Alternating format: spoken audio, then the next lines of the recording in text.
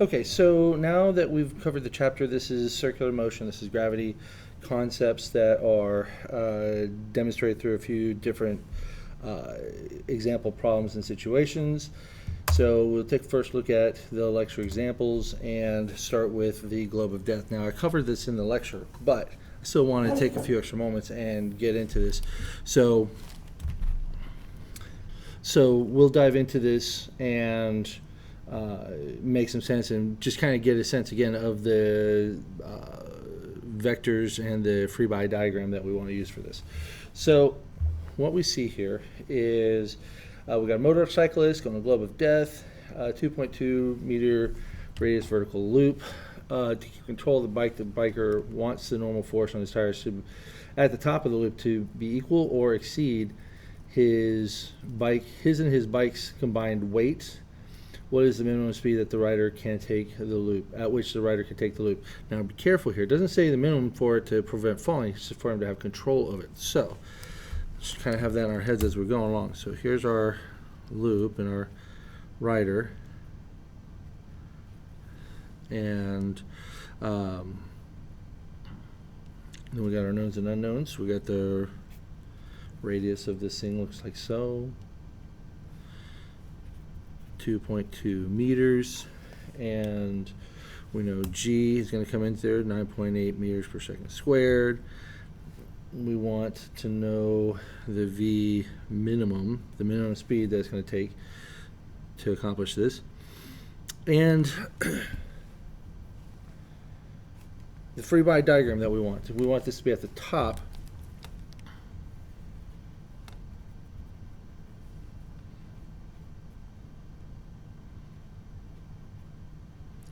We'll just sketch that out like so.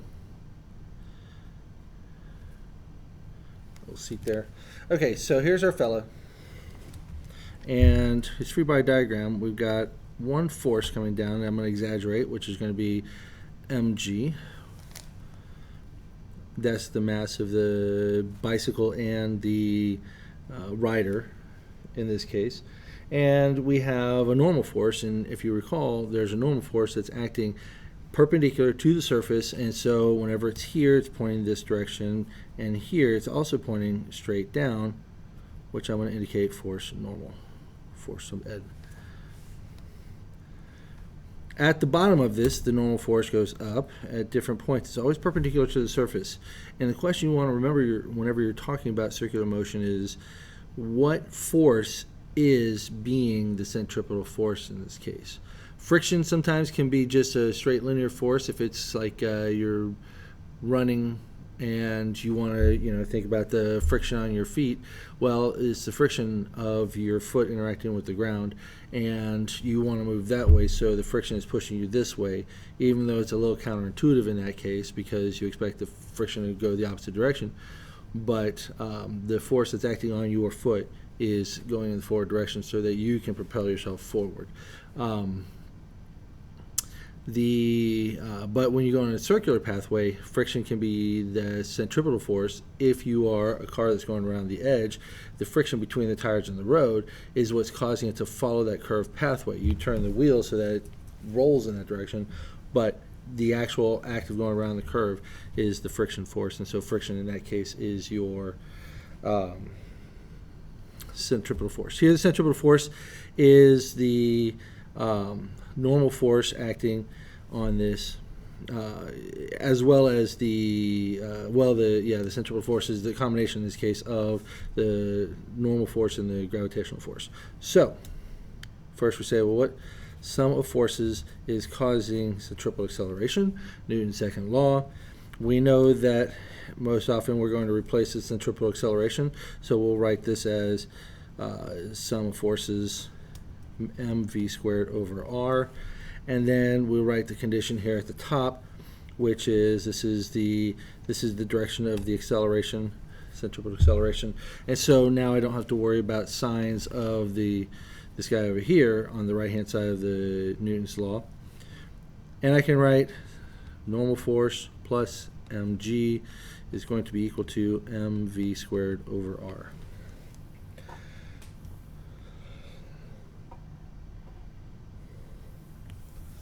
Now, the question is, what is the normal force going to be? Well, depending on the speed, this entire net force is going to be different values. You know this intuitively from going on roller coasters or other rides where the speed at the top and the bottom are different things.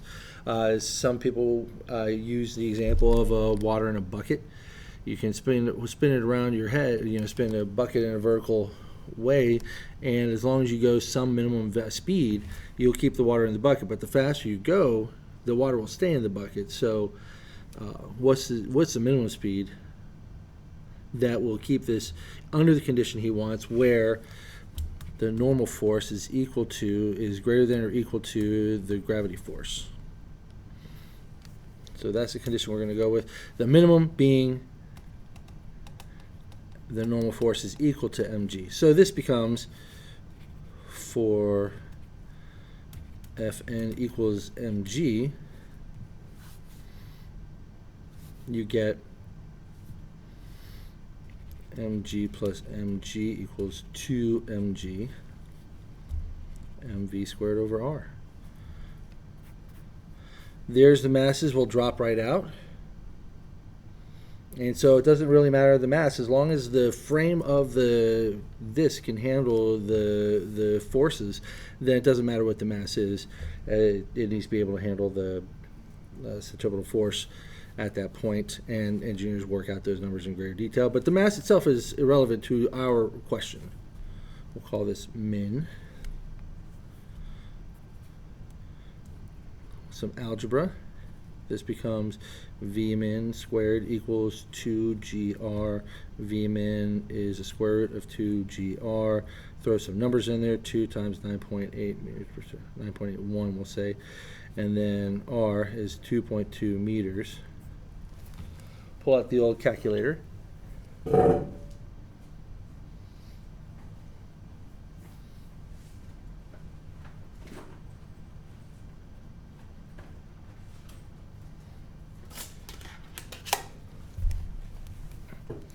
Pull out the old calculator. Square root of 2 times 9.81 times 2.2, close that, and we get a minimum velocity 6.57 meters per second, or V min is 6.6 meters per second. Can he go faster? Of course he can. That would give a higher normal force. Can he go slower? Technically, yes. Is there a point when this is a problem? Well, we'd have to see, but at that point, we'd have to change a condition of what's going on here. It's not just centripetal force because he begins to fall, and the pathway he would be going would be projectile motion as opposed to circular motion, and that changes some of the characteristics. So, but as far as answering this question, we set the condition. We said, well, we've got this range where it can be equal to or exceed that. If it goes faster, that's fine. But as long as he's going at least mg, he'll have control. That should be a g right there.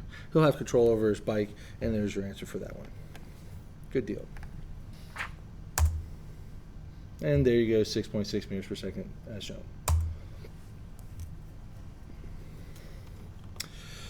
Some of my friends out there are folks who want to go and deal with people's human body, and that's all fine, that's good. But it's not really for me. But at some point you may be tasked with working with a blood centrifuge. So let's take a look at an example here.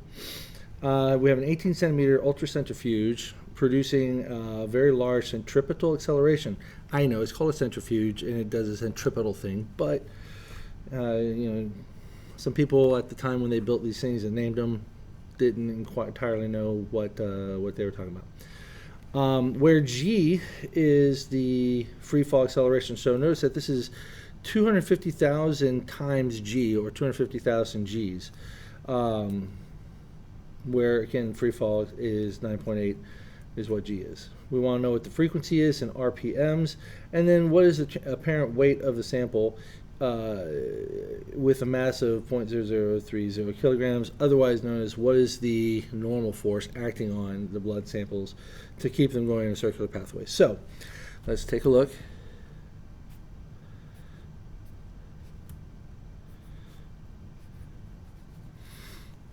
this goes around like so.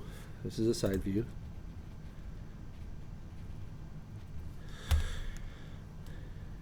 Blood is in their little samples there. You want them balanced because otherwise that type of thing will tear up the equipment, so you always need to have it balanced. Those things are expensive.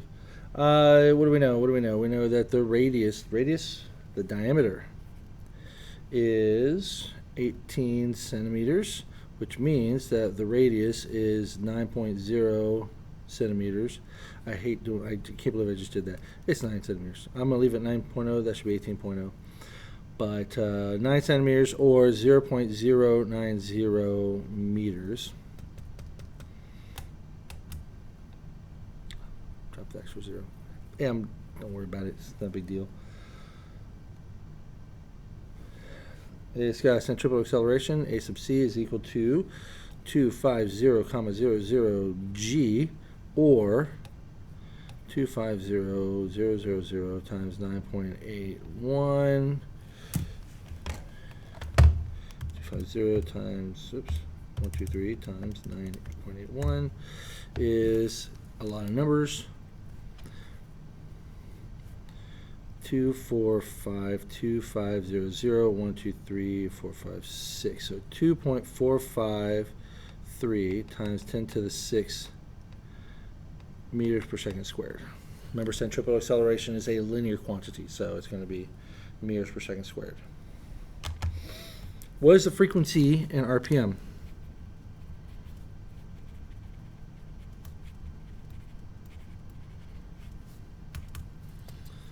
It's a sloppy R. There we go, RPM. What's the frequency in RPM? What is frequency? Well, remember, frequency is F, and that's related to angular speed. Omega is 2 pi f, and I got to make sure I put that as an equation on your formula sheet. So make sure you, if you don't see this on there, let me know. Frequency is omega over 2 pi. Do we know anything about omega? Well, omega is related to V. V tangential is equal to R omega, because I've got a centripetal acceleration. You can recall this way and say, I'm going to just kind of build my way back towards where I know I need to go. Or you can say, well, I know that there's a relationship between velocity and centripetal acceleration, starting with the stuff that you know, and go there. Today we're going to do this way. So omega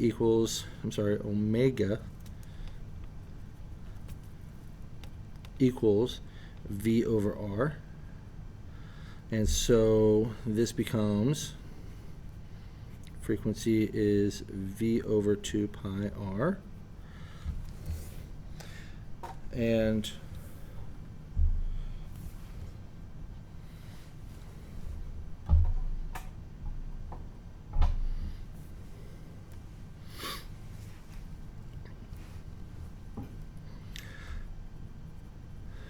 we can do something with this, because remember, now centripetal acceleration is V squared over R.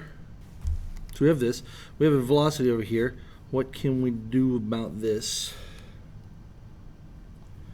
This is V squared is ACR, or V squared, V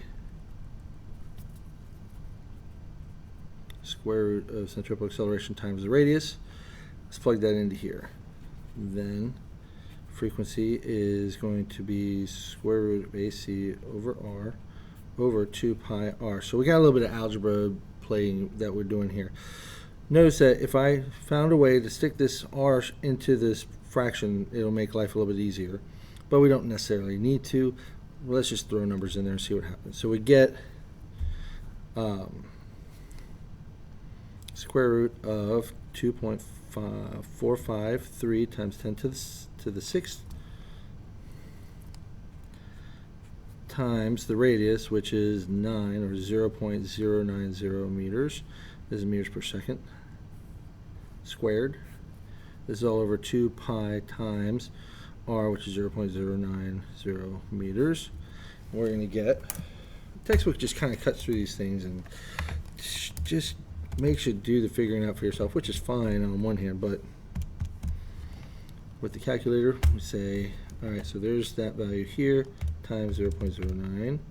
That's going to give this number, and then we take the square root of that answer, 469.81379 divided by 2 times pi times 0.09, 0.565487. That becomes 469.81 divided by the answer. We get 830.8. Now this is meters per second squared times meters. That becomes meters squared per second squared, which becomes meters per second as units on top. Down here it stays meters. So this is something per second, or second negative 1. And that makes more sense to write as inverse seconds.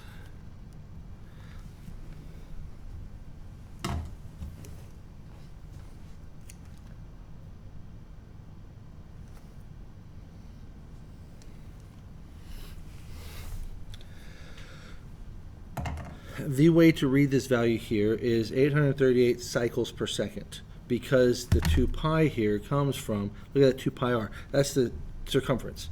So this frequency is this business up here divided by the circumference. This is cycles per second,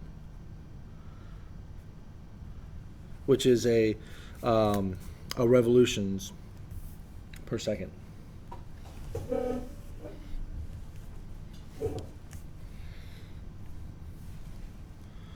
So we have the answer, but we need to convert it in RPM. This is just going to be 830.813 over 1 rev per second, or revolution. 2 pi, again, 2 pi is one revolution, times 1 revolution is going to stay put, so we don't need to change that.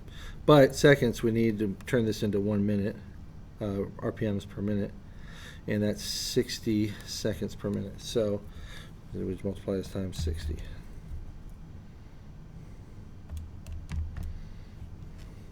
So we multiply this by 60 times 60. Almost made the same error twice. 49848, not point. RPMs, or almost 50,000 RPMs. That's probably about par for the course. That's about as fast as a drill on high speed goes, blender, frappe, that sort of thing. So this seems like a pretty decent number here. If we clean that up in scientific notation, frequency is 4.98 times 10 to the 1, 2, 3, 4 RPM. Part B.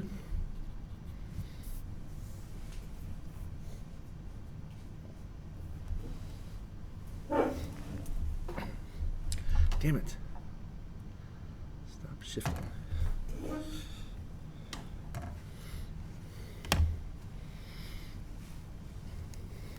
How do we get the apparent weight? Let's use Newton's second law, or Newton's laws, and free body diagram. So let's look at the free body diagram for blood. Looks like this, and it's going around in a circle. Let's say it's going around clockwise, counterclockwise. We have a centripetal acceleration. Let's go this way. Therefore, we have a centripetal force. So the free body diagram actually would look like, we got a point particle, we got a normal force, and we have a centripetal force.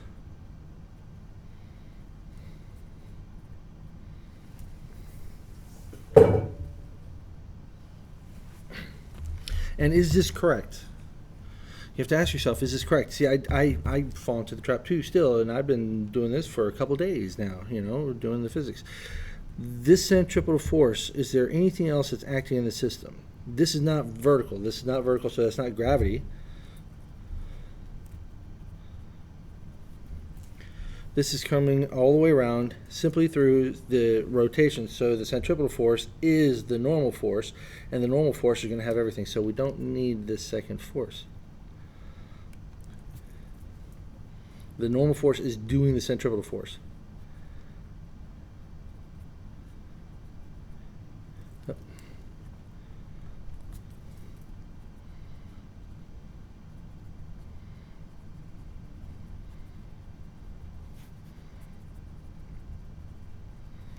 Sum of forces centripetally causing acceleration, you'll say, okay, well, it's going to be just the normal force at that point times mass times a sub c, which we're given in part up in the knowns and unknowns up here. Which means this is going to be, we're given a mass, so let me put that up here. 0.0030 kilograms times 200, what we say, 2.453 times 10 to the 6th, there's a point right there, meters per second squared. Kilogram meters per second squared, that's a Newton, and so this value works out to be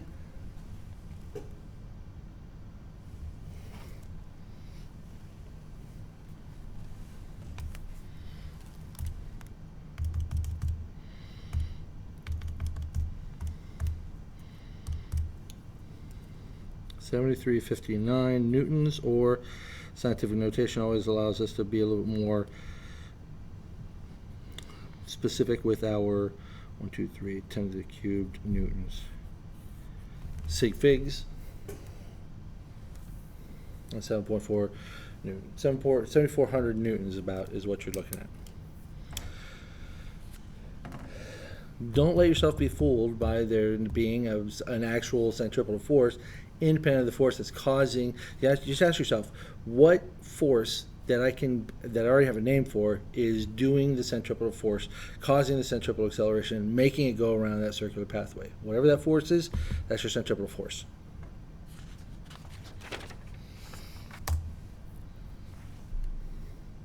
And just for fun, you can see what the what blood looks like after it's been separated. Those of you in the know probably already know that, but there it is. Next up we have gravity. Newton's law of gravity is usually introduced around this time. And so we've talked about that. And we said, well, Newton's law of gravity, that's that F equals gmm over r squared, which if you look at the equation, you ask yourself, what's the equation says? The equation actually says, what is the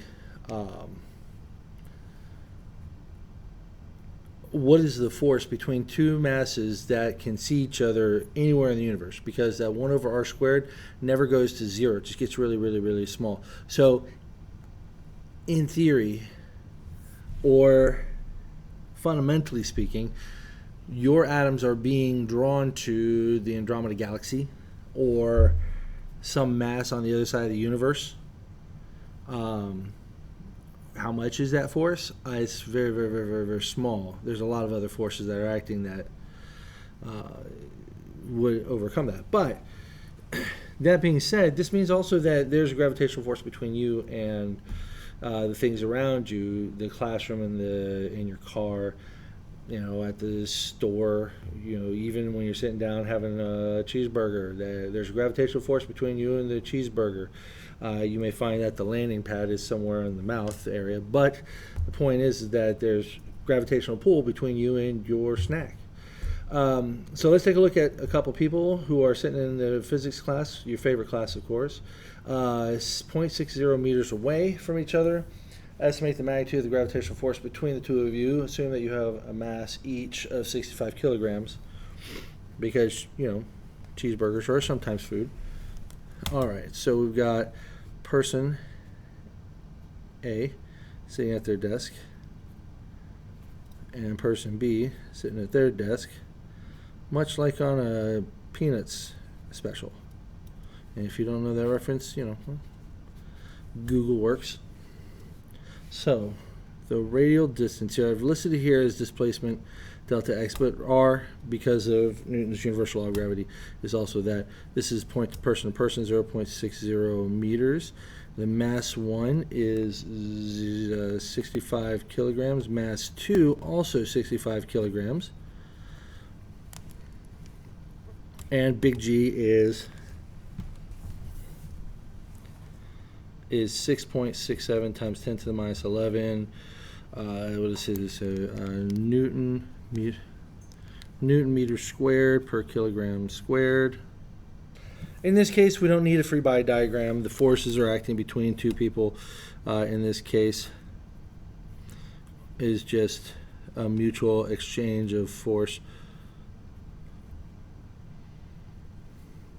And those forces are identical, force 1, 2, force 2, 1. The force of your mass attracting the other mass is equal to the force of their mass attracting to your mass. It's a Newton's third law thing. And we jump straight into it. F is G m1 m2 over r squared.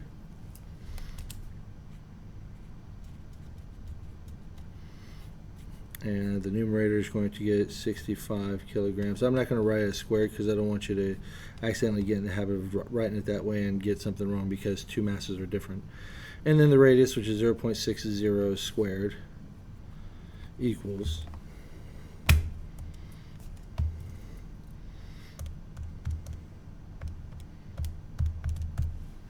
we run that through the old washing machine of mathematics. Divided by 0.60 squared, close that parentheses. Careful about your order of operations to make sure that you don't get this. This is multiplying everything and then dividing. If I had two things on the bottom, I would probably just carry this out and then divide by the second item. Most of the time, I'll multiply everything as numerator, multiply everything as denominator, and divide two single values. 7.8279 times 10 to the minus 7 newtons. This is Newton meter squared per kilogram squared. There's your kilogram squared. There's your meter squared, leaving just newtons. So 1 on 2 is 7.8 times 10 to the 7th, negative 7 newtons. This is a small mass. This is a small gravity. It should be so small that you're like, I'm not even sure what's happening here. Good deal. Straightforward stuff. We're not going to do anything spectacular with this. We could do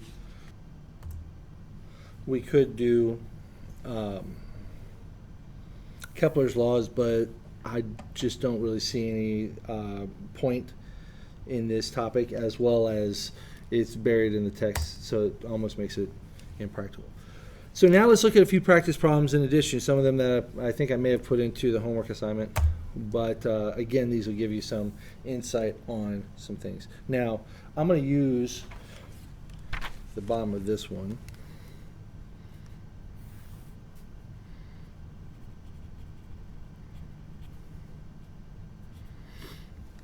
Thrust on the moon. And let's see what the problem setup is. Just before it landed on the moon, the Apollo 12 lunar lander had a mass of 7,200 kilograms. What rocket thrust was necessary to have the lander touch down with a zero acceleration? Now, I'm trying to hammer this home so hopefully you guys are getting there before me. Where do we start on this? And the answer is going to be, we could sketch it. Yeah, let's do that. So here's moon, and there's the rocket lander.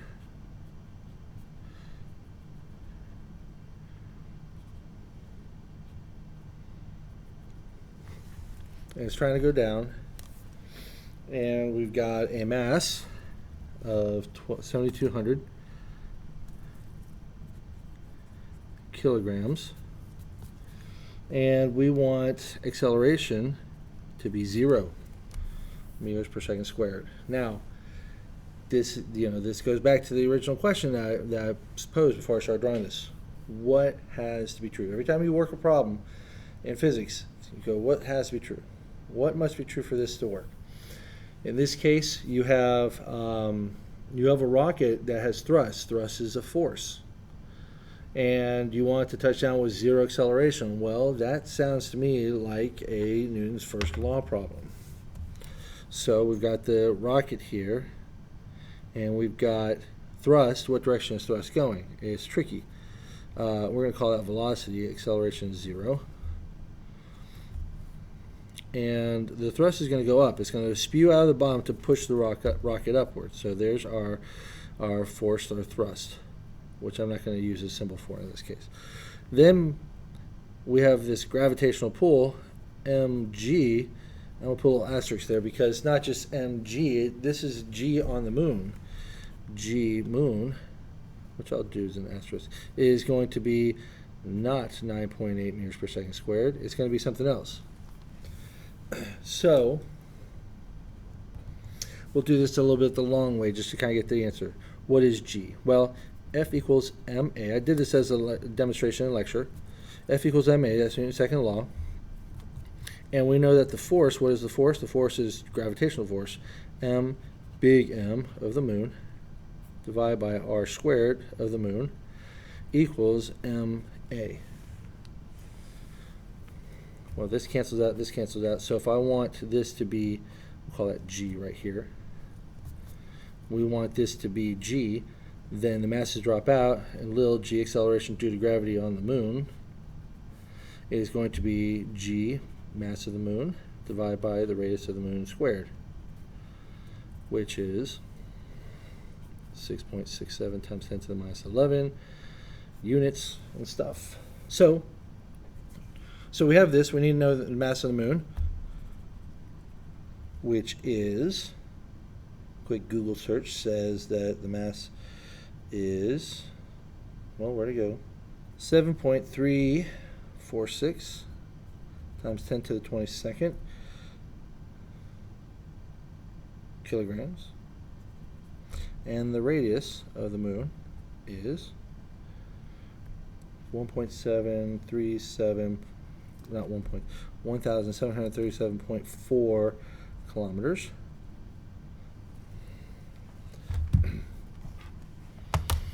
And so this becomes 7.346 times 10 to the 22nd kilograms divided by 1.1737.4 kilometers squared. So let's convert that kilometers. It's going to be times 10 to the third meters squared. That way the meters will cancel out and everything will work out nicely. This means that the acceleration due to gravity at the surface of the moon, we're running this through our calculation, is 6.67 second e to the negative 11 times 7.346 per second divided by parenthesis. I'm going to do a second parenthesis because I'm going to use a square. 1737.4 times 10 to the third squared. This will square it, and then it'll be a contained value that will be dividing it into that. 1.623 meters per second squared. Now, if you're not sure this is right, we can say that the acceleration due to gravity on the moon is 1/6 of that of the Earth. So 9.80665 divided by 6, 1.63. So this is a good value to work with. Then we say, okay, sum of forces in the y direction are 0 because we want the acceleration to be 0. And in order for that acceleration to be 0, then we need the thrust minus mg to be equal to 0. That's mg star. Or the thrust must be the same magnitude as mg star, equals the mass of the vehicle, 7,200 kilograms. Don't get your stuff mixed up. 1.623 meters per second squared. Thrust needed for this one is going to be times 7,200 is 11767.98 newtons, or equals 1.2 times 10 to the fourth newtons, 12,000 newtons.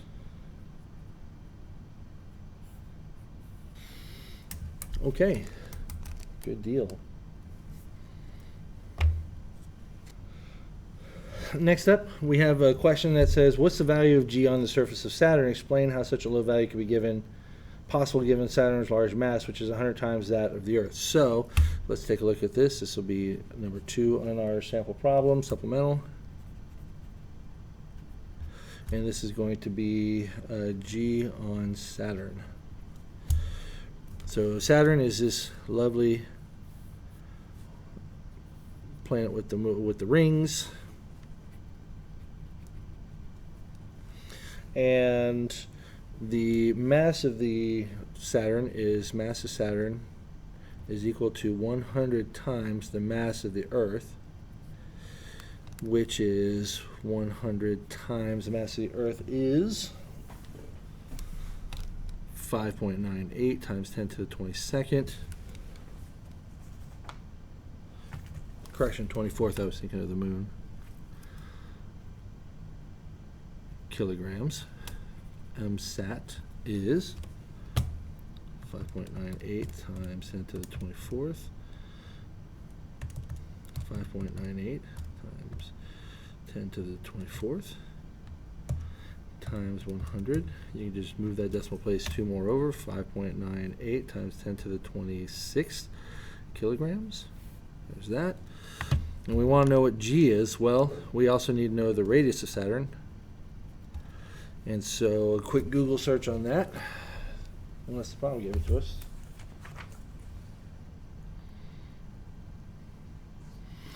So here we go. Mean radius of Saturn, 58,232 kilometers is 58,232 kilometers, or about 10 Earths, not about 9 Earths. The mass, just to see, 5.68 times 10 to the 26. 5.98 times 10 to the 26 is close enough. I don't think that we're going to see a huge change, especially thinking about the question that we have here.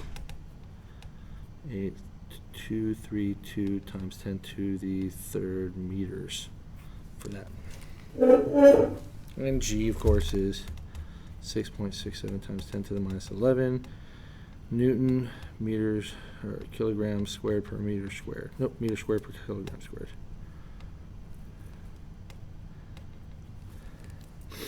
So is big G M sat divided by r squared of sat. This is 6.67 times 10 to the minus 11.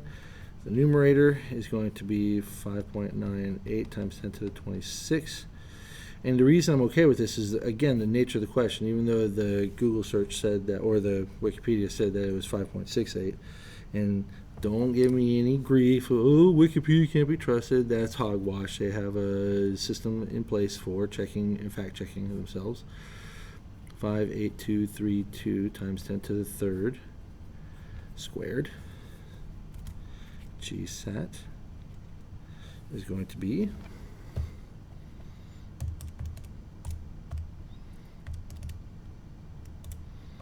times 5.98 10 to the 26 is this 3.98866 10 to the 16th over 58232 123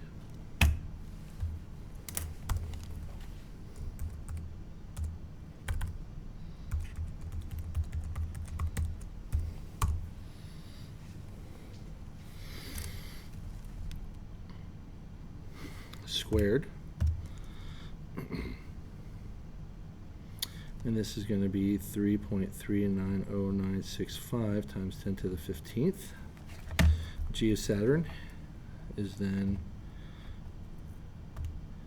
3.98866 second e to the 16th divided by this answer.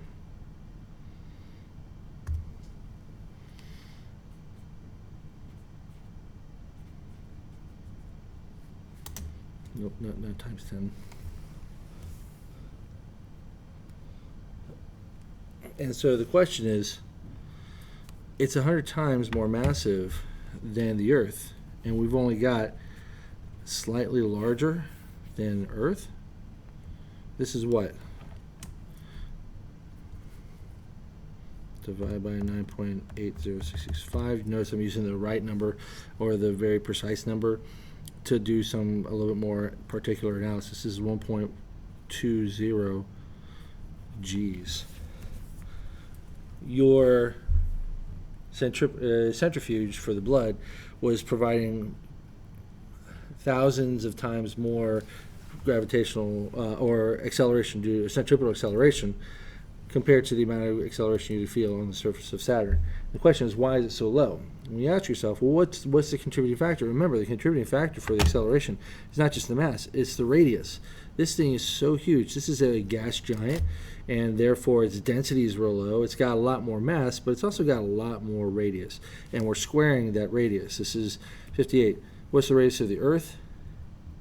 We said is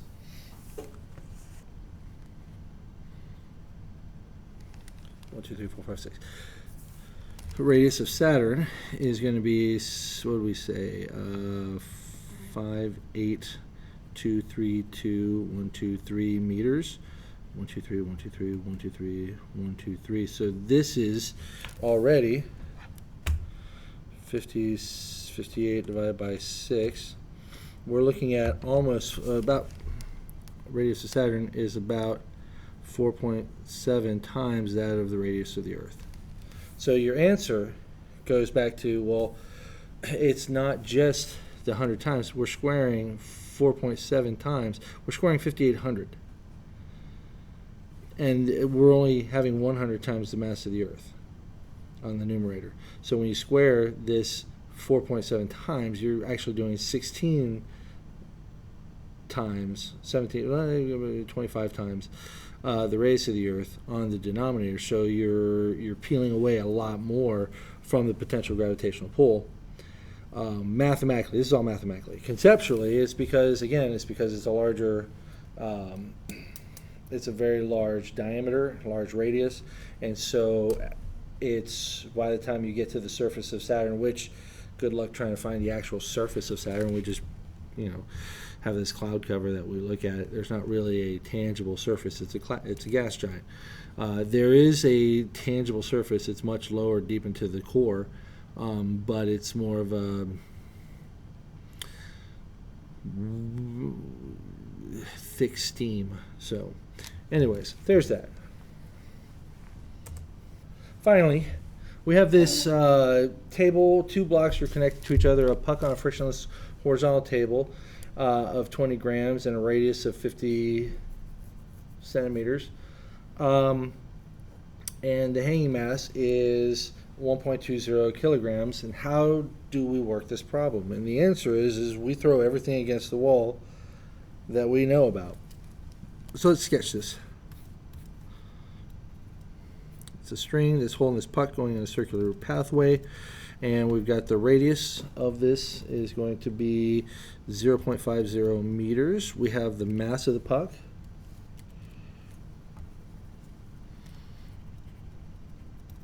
is 0.20 kilograms, and then we have the mass of the hanging block, which I'll call H, 1.20 kilograms. And the question is, so this wants to go around such that this hanging block doesn't fall.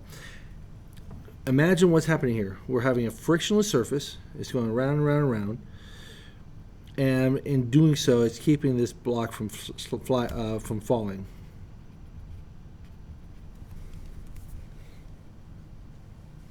So G in there, 9.81 meters per second squared. Free body diagram. Anytime we deal with something, we got free body diagrams. We got things that are moving. We have forces. We have potential motion, but we want this to be at zero motion. Anytime we want to put the condition on zero motion, that's got to be forces, because all our kinematic equations would be zero in that condition. So, what does that look like?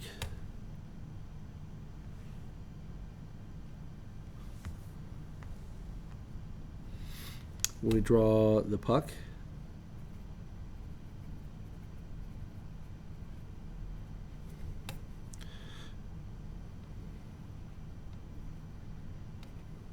We have a tension force acting on the puck. What is this tension force doing? It's acting as a centripetal force. There's a centripetal acceleration.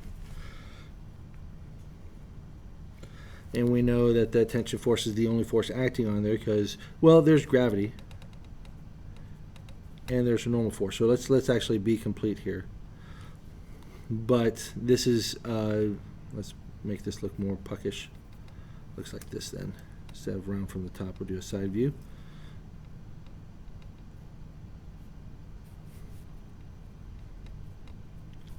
And for the hanging mass, we have this acting right here. This is the mass of the hanging times 9.8. We have a tension force that's acting upward. Again, we'll make that positive because there's no acceleration. There's no acceleration. There's no motion. The velocity is 0 in this. So don't let the situation fool you. This centripetal acceleration is causing this puck to go on the circular pathway. It's not having any action of moving this hanging mass. Its job is simply, as a tension, is going to keep that puck following a circular pathway around that hole that the string is fed through. So we want to know what speed the puck must rotate in a circle, so let's start with the puck. Sum of forces, centripetal, MAC. We want to know the speed of the puck.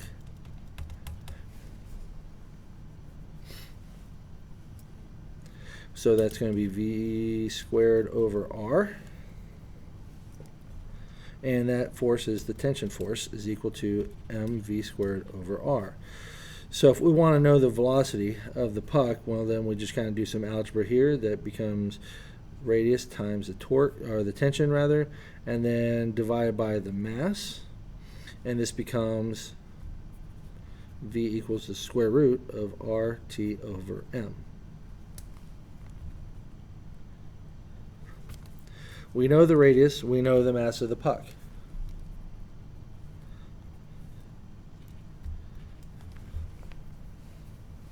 But we don't know the tension. Can we get the tension? Yes, we can, from the hanger mass.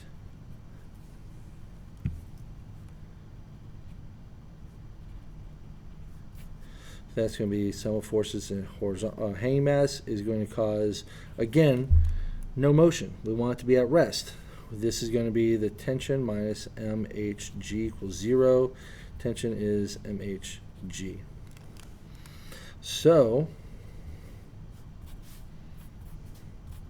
we can plug this into this guy.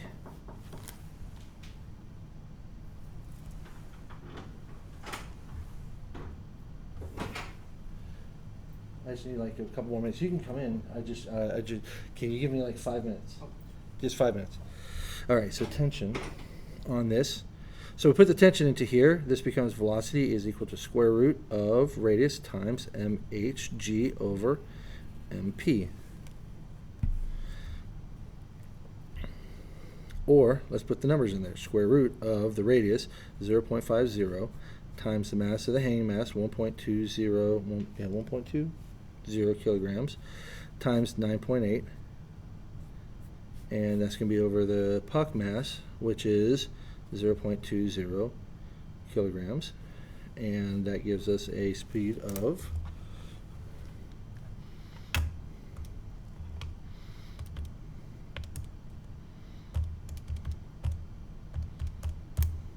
divided by 0.2, second root, second answer, 5.422 meters per second.